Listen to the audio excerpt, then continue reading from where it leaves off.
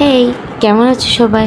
তো আজকে আমি তোমাদের সাথে শেয়ার করব আলু বেগুন দিয়ে ছোটো মাছের একটি মজাদার রেসিপি। তো চলো শুরু করা যাক। তো এখানে একটি কড়াইয়ে আমি কিছু বেগুন নিয়ে নিয়েছি, পেঁয়াজ কুচি নিয়ে নিব, আর দিয়ে দেবো কিছু আলু। আর ওই যে ছোটো মাছগুলো দিয়ে দিয়েছি, পরিমাণ মতো হলুদ গুঁড়ো, লঙ্কা গুঁড়ো, আর পরিমাণ মতো লবণ, আর খাঁটি সরিষার তেলটা দিয়ে আমি ভালো করে কষলে কিছুক্ষণ মেখে নিব। ভালো করে কষলে মেখে নিতে হবে। এই যে কষলে মেখে আমি এর মধ্যে পরিমাণ মতো জল দিয়ে দিব। যে পরিমাণ মতো জল দিয়ে এখন এর মধ্যে আমি কিছু কাঁচা লঙ্কা অ্যাড করব। কাঁচা লঙ্কা অ্যাড করে আমি ঢাকনা দিয়ে দেব। ঢাকনাটা তুলে কিছুক্ষণ পরে আমি একটু নাড়াচাড়া দিয়ে আবারও ঢাকনা দিয়ে দেব।